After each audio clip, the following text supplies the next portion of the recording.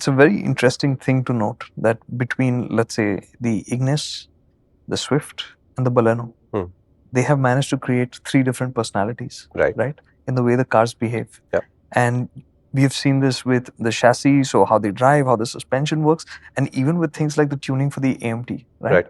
The automated manual transmission, how they would tune it. The tune even for the Swift and the Desire was different. Yeah. It wasn't the same. They created a different feel. Yeah. So what they had done was, I thought, pretty special, right? They created cars that felt different to drive and therefore would be appreciated by different audiences as well. Sure. Right? So with the previous gen Swift, I definitely enjoyed driving it a lot more than I had expected and more than I did in the second gen Swift. Yeah, but I'm saying, look at the sense of courage at Maruti Suzuki right now, right? If you're going to say that the Swift is a sporty car, and you can do a little bit of empty tuning and blah, blah, blah, but you'll never bring the Swift Sport. What is a Swift Sport? I mean, look at the i20 N-Line as an example. What did they really do in that car? They did a little bit of trim work. They set up the suspension to a slightly stiffer setting, which is just stiff enough to make you feel sporty without becoming super impractical. Correct. That's the template for a Swift Sport. That's what they should do. Right? Yeah. But I see Maruti doing this, let's put a number to it, never. It's just not that kind of organization today. It just doesn't want to do these things. Right. If they had done these things ages ago and created the idea that Maruti can straddle premium products, specialist and enthusiast-oriented products and mass market products, today I think you'd be willing to buy a 60-65 lakh rupee Maruti car. But you won't do it because this is a hardcore mass-oriented manufacturer. They will do this sporty thing as a tinge or a flavor or a hue over a large spread. But they will never focus it enough to bring you a Swift Sport. So if you're thinking there'll be a Swift Sport, I guarantee there won't be one.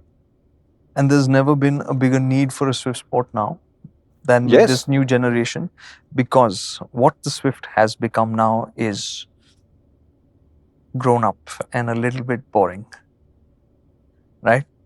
It's okay. Let me put that in a more fleshed out manner. It's become better on every front, but at the same time, it's focused on becoming more practical, fitting into your family more neatly, feeling more useful to more people in the family, and therefore having a wider appeal in the market, which is what I said in the first place. Maruti focuses on the mass, and the smaller specialist niches is not what Maruti does, which is why they can't crack the premium market at all. They'll never be able to do it unless they snap out of it. And honestly, there is no economic incentive for them to snap out of it yet. When that incentive comes, India's largest manufacturer of cars will be left high and dry because they are not part of our aspiration set. They are part of our mass set.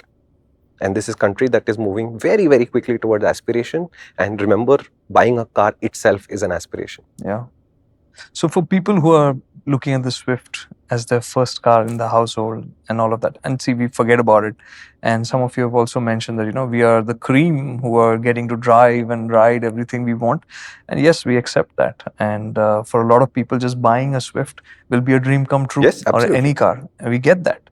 But the point is, even then, when it was possible for it to be a little bit more characterful, when you have so many cars. Even as an option, it doesn't have to be the core car. Yeah. And you're talking about, this is a car that's at its upper end is almost 10 lakh rupees. Correct. So it's not that far away from a Baleno, right? So if this was a choice, today, if I think about it, the Swift to me really feels like a smaller Baleno in that sense. Yeah. It's no longer Swift in the way that I thought of it. Okay. That even as a 40-something-year-old, that I thought that I want to get a Swift. And on that note, if those the driving enthusiasts, if you were holding out for this Swift for whatever reason, go out and buy the old Swift if you can.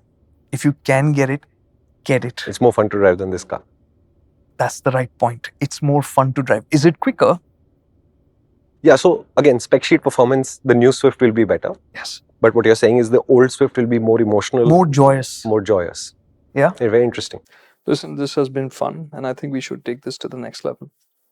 I think our relationship's ready for it. And if you're ready, head to the MotorInc channel, where this 3-minute video ends up expanding into a hour-long video, which would be a great way for us to spend time when you're taking a jog, in a flight, commuting to work, or back. We'd love to hang out more.